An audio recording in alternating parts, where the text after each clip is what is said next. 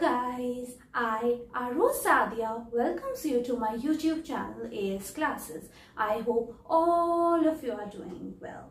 If you people like my videos and content, then please do like, share and subscribe my channel. And those who are new to my channel, please subscribe it. So as you know, we are doing class 7th NCERT. So in today's lecture, we are going to start with class 7th History Chapter 1, named as Tracing Changes Through 1,000 Years.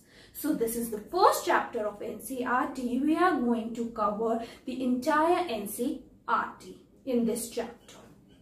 So history. As I told you earlier, when we talk about history, what is history? History is the study of events and incidents that has happened in the past. And when we talk about history, history can only be studied in a chronological order. Like if we have to study the history of India, we have to study it in certain periods. And those periods are ancient India, medieval India and modern India.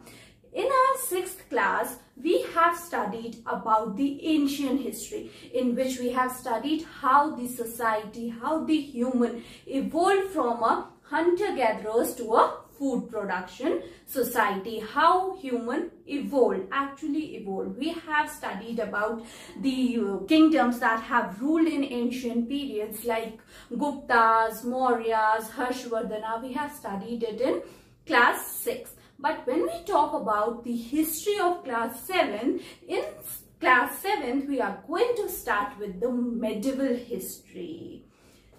Okay, so let's have a look. History, it is the study of events and incidents that has happened in the past. History is studied in a chronological order. We can't study the medieval first, then the ancient.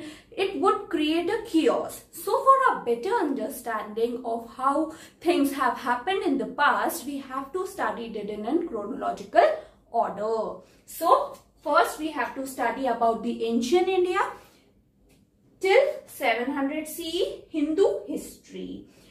We haven't heard about ancient India being called as a Hindu history, but the historians who started writing at that period of time called this period as a Hindu period because most of the kingdoms were ruled by the Hindu rulers, so they called it as Hindu history. But it is absolutely wrong. Ancient India is not regarded as the Hindu history. It is wrong, but we have studied it as a Hindu history because some British people have called this period as Hindu history, and we are studying it here because it is given in your NCERT.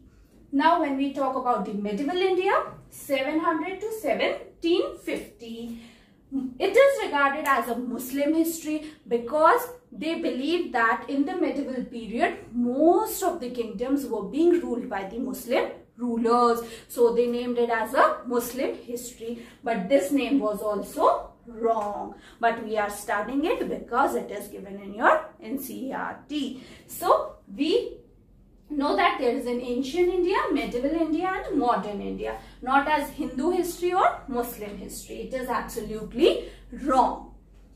Now, when we talk about this medieval India, this period is divided into 6 for our better understanding of how many kingdoms have evolved, who have ruled that period, what are the incidents that have happened in that period. So, first is early medieval India, then Rajput kingdom, then Delhi Sultanate. From this Delhi Sultanate, Muslims start arriving. Now, Mughal ruler, post-Mughal and British power. This is all about medieval India, and this medieval India is something which we are going to study in our class 7th history.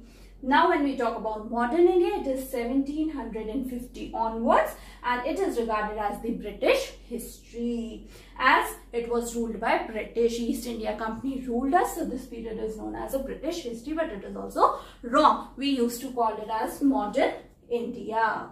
I hope it is clear now what is history. Then history is studied in a chronological order, and the periods in which we study history are ancient India, medieval India and modern India. And for our 7th class, we are going to study this medieval India. When you look at your NCERT, you will see that 2 maps were given, and those 2 maps were made by 2 different people at 2 different eras. Okay, so when we talk about maps, so there would be someone who made maps. So the art of making maps is called as cartography. When we talk about cartography, what is cartography? The art of making maps is known as cartography. And in your NCERT, you will come to see the 2 maps which were made by 2 people named as, one is an Arab geographer named as Al-Idrisi, who has made a map of Indian subcontinent, and the other one is Guillaume DLC, a French cartographer who has also shown the Indian subcontinent, map showing an Indian subcontinent. But when we talk about both of them, in their maps they have shown one place which is common, which is named as Kannauj. Kannauj is an important place which both of these cartographers have shown in their maps. We know that what is cartography? Cartography is the art of making maps. And who are cartographer? The person who makes maps are regarded as cartographer, and the art of making maps is known as cartography. You should keep in mind that in your NCERT 2 maps are given, and those 2 maps were made by these 2 people, and they have shown the Indian subcontinent, and the common place that both of them had shown is Kannauj. New and old terminologies. A topic given in your NCERT, new and old terminology. When we talk about the historical records, so the historical records are found in variety of languages, and these have changed over years. So like India is earlier called as Hindustan, but now it is called as India. So these terms have changed with the passage of time, and there are certain terms which are given in your NCERT which we are going to discuss. Now the first term is Hindustan, now called as India. India, the modern nation state. The term Hindustan was used by Minhaj Siraj in 13th century, a chronicle who wrote in Persia. He was a Persian writer. He used to write in Persia. By using the term Hindustan, he meant the areas such as Punjab, Haryana and land between the Doab of Ganga and Yamuna. These are the only areas which this Minhaj Siraj mentioned as Hindustan. He excluded the South India. He never mentioned South India. He used this term in a political sense for the land that were the part of the dominance of the Delhi Sultanate.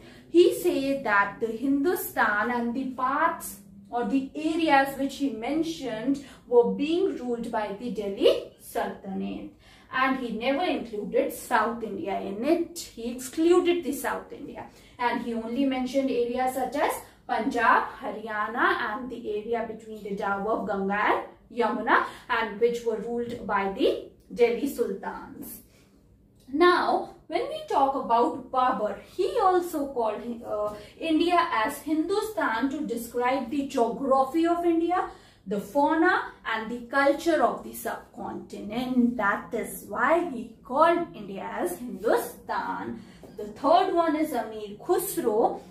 He used the word Hind. What does he use? He used the word Hind as a geographical and the cultural entity like today's India. He has mentioned it as today's India, Hind. So these are the older terminologies which were used by the people over a period of time. Whenever we heard about a term named as foreigner, one thing that directly comes in our mind by hearing this word foreigner is that a person who is not a resident of our country. That means a person who lives outside India is termed as foreigner in today's world. Okay, so when we are talking about new and old terminologies, so in today's world, foreigner means a person who is not a resident of a particular country and lives outside that country. For example, if we are talking about India, so the person who is not living in India, who is not a resident of India, is regarded as a foreigner. They are living outside our country. So, someone who is not an Indian is regarded as foreigner for us. Those who are not Indians are foreigner to us. But we are going to study about the medieval period, the medieval age. So in the medieval age, a foreigner is regarded as a person who just switched from one village to the another, and he or she was not a part of that village or culture. They are regarded as the foreigners. Even if they switch one village, they are regarded as the foreigners. So foreigners, in medieval time, any stranger who appeared, say, in a given village, someone who is not a part of that society or culture. When a person switched from one village to the another and was not a part of that society, they were also regarded as foreigner. But in today's world, a person who is not a resident of India is regarded as a foreigner. I hope it is clear now what is the difference between the old and the new terminology. So, in the old terminology, a foreigner is someone who also moves from one village to the other, is regarded as a foreigner. But in today's world, when a person is not a resident or a citizen of India, is regarded as a foreigner. As we call history as the study of events and incidents that have happened in the past. So to study about those events and incidents, we require sources. And in our previous class 6, we have studied, to study the ancient India, we require two types of sources named as archaeological sources and literary sources. In the archaeological sources, we have studied about the coins, pottery, earthenwares, findings, all these things, monuments, inscriptions, all these things we studied in archaeological sources. And when we talk about the literary sources, all the written records that are written in Sanskrit, Persian, any language, all the written records are found in literary sources. But we are going to study about the medieval period. So to study the medieval India, we required sources. And the sources to study the medieval India are chronicles of rulers, administrative records, textual records, manuscript and letter of saints. All these things are the sources which tells us about the medieval India. Whereas in ancient India, we have two types of sources, archaeological and literary sources. And this medieval India, we have sources named as chronicles of rulers, administrative records, textual records, manuscripts, letter of saints. Manuscript we have studied. It was written on the palm leaf or the bit of the tree, and they are stored at a place named as archives. What are archives? A place where documents and manuscripts are stored. Manuscripts were being written on the order of the rulers. So they are being stored at a place called as archives. And in today's world, all national and state governments have archives where they used to keep their official documents. That's all for our sources. If I give you a manuscript and ask you to copy it, so the easiest thing you can do is just go to a printing press and copy it. But in medieval period, do you really think there are printing press? No. In medieval period, there are no printing press. But in today's world, we can make a copy of an original text by printing it. And the most important feature of printing is the content would not change. The originality, the credibility of the content remains the same. That's the most important feature. But when we talk about the medieval period, there were no printing press, So how the people used to copy the text? So in that period, there was some person who used to do the jobs of the printing press. The people used to copy the manuscript, they used to copy the text, and those person who used to copy the text are called as scribe. Who are regarded as scribe? A person whose job was to write copies of the documents, especially before printing was invented. When there were no printing, so the people who were regarded as scribe used to make copies of documents. There were no printing press in those days, so scribe copies manuscript by hands. They were copying the content, the original text, by using their hands. If I ask you to copy text on your own in a class of 25 people, so when you were copying, then every student would add something new from their side to that content. So changes start occurring in copying of the content, and the credibility of the original content was decreasing. So as scribe copied manuscript, they also introduced small changes like small letters, small sentences, small words. So they are adding their own also. So the original content was changing. So the same text becomes substantially different from one another. So the text becomes different from the one another. As a result, historians have to read different manuscript versions of the same text, due to which, as the changes were coming in the text, so the historians have to study different manuscript on one topic to gain the actual record, the credibility of the record, which is true. I hope it is clear that who are scribes. Scribes are the people who used to copy the documents before the printing was invented, and these scribes were adding new content like sentences, words in copying. So the historians have to read different manuscripts so that they could get the exact records of the events and the incidents that have happened in the past. Now, in the medieval period, many changes were coming. So new technologies were also inventing, and the technologies that were being invented during medieval period are Persian wheel, which was used for irrigation, spinning wheel, it is used for weaving, and firearms in combat. These are the new technologies which have been developed during medieval period. Now food. Potato. Potato is one of the favorite food of all of us. Potato goes with all the vegetables.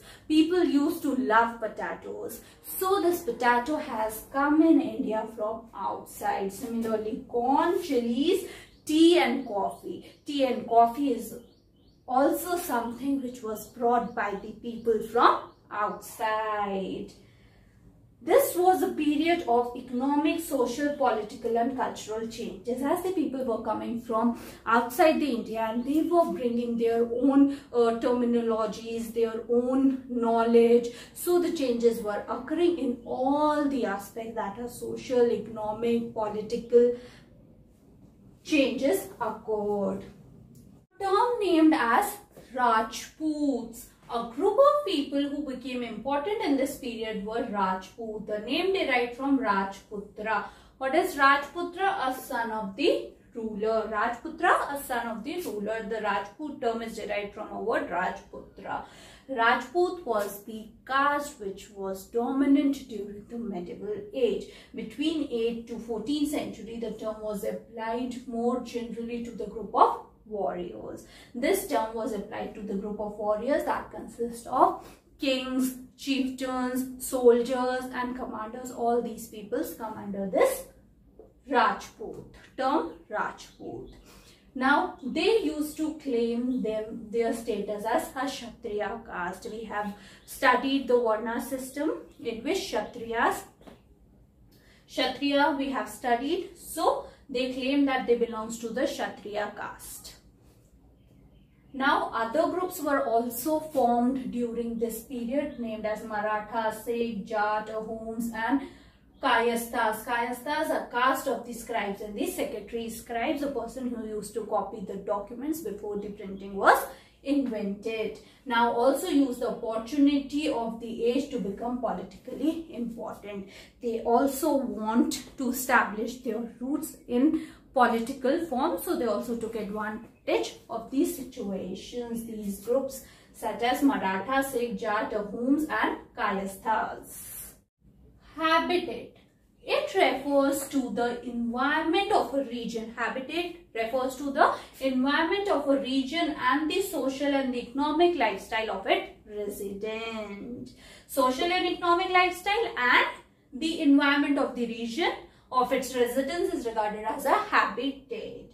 During this period, gradual clearing of forest and the extension of agriculture, a change faster and more complete in some areas than in other changes in their habitat, forced many forest dwellers to migrate. Now what's happening? Very fast clearing of the forest and they start doing agriculture, due to which the forest dwellers have to migrate from one place to another in search of their occupation for their livelihood. So others started tilling the land and become peasants. So as the agriculture started, they started tilling the land and they become peasants, due to which social and economic difference occurred as the peasant who have more land, due to which there were changes in the society which leads to the development of jatis or the subcaste ranked on the basis of their backgrounds and their occupation. In the medieval period, the jatis and the subcaste were made and they were based on their ranks of their occupation. As the people started tilling the land, so the peasants who have more land become more powerful than the peasant who have a lesser piece of a land. So this resulted in the change of the habitat. As the forest dwellers start migrating from one place to another, people started becoming peasants. Now these peasants start forming caste and subcaste and jatis based on their occupation. Now what happened? These jatis framed their own rules. They have their own rules so that the regulation can be done by them of their members who were the part of their jati. Now these regulations were enforced by an assembly of elders described in some areas as jati panchayat. We have heard about panchayats held in villages. So these jatis were formed. They have a certain set of rules and regulations, so the people would act accordingly, and these rules were enforced on them by the elders in the jati panchayat. That's all about the habitat, that what's happening in the society during the medieval period, how the forest dwellers started migrating, how the peasants start forming jatis and subcastes, and these jatis have their own rules and regulations, and those rules and regulations were enforced by the elders in jati panchayat. That's all for this habitat. Language and regions. As we know that in the medieval period, many languages were developing, so the languages that were prevalent during that period of time are in 1318, the poet Amir Khusro noted that there were different languages in every region of the land. Different language was being spoken in different lands. So this is also present today. When we move from one place to another, the language was different. When we are staying in Rajasthan, Rajasthani is spoken, in Gujarat, Gujarati is spoken, Punjabi is spoken. So the different languages are still present. When we talk about the medieval age, so Sindhi, Lahori, Kashmiri was being spoken in southern Karnataka, Telangani in Andhra Pradesh, Gujari in Gujarat, Mabari in Tamil Nadu, Awadhi, eastern part of Uttar Pradesh, Hindavi, areas around Delhi. These are the languages which were being spoken in the different regions of India as noted by Amir Khusro in 1318. There was also a language known as Sanskrit, but which does not belong to any region. Sanskrit is a language which does not belong to any region. It was an old language and only Brahmins do know it well. Sanskrit is a language which was being well known by Brahmins. Old and new religion. Definitely in a society there were religions which were present. So the first is Hinduism. In Hinduism they worship the deities. When Hinduism was being established during the medieval period, the construction of temples took place by royalty. Brahmins and priests are the dominant groups in the societies, and emergence of idea of bhakti also prevalent during the medieval period. There is one term given in your NCERT named as patron. What are patron? An influential, wealthy individual who supports another person, an artiste, a craft person, a learned man, or a noble is regarded as a patron. Now the other religion is Muslim. When we talk about Muslim, merchants and migrants, as the people were coming from other countries, brings Holy Quran with them to India in 7th century. What is Quran? It is a holy book of Muslims in which they accept the sovereignty of the one God, that they will worship the one God named as Allah.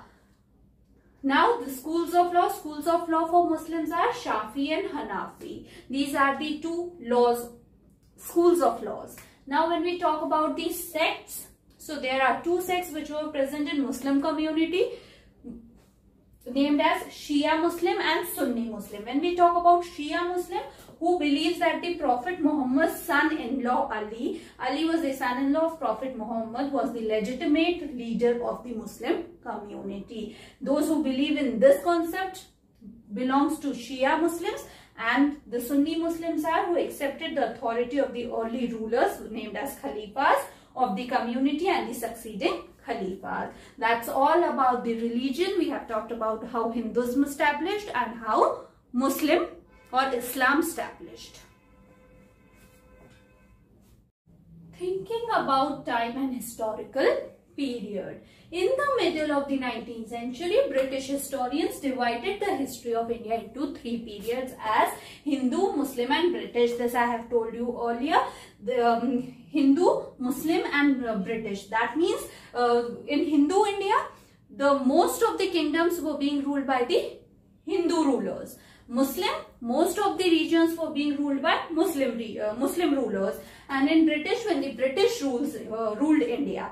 So this was the basis of British historians of dividing India. The period which was mostly ruled by Hindu rulers, they named it as Hindu India. Mostly ruled by Muslim rulers, named as Muslim India, and mostly ruled by British, so they named it as British India. This division was based on the idea that the religion of the ruler was the only important historical change that occurred. According to this division, we can only assume that religion was only important thing that was prevalent during that period of time, and the division was based on the basis of the religion, the people of which religion ruled the particular place.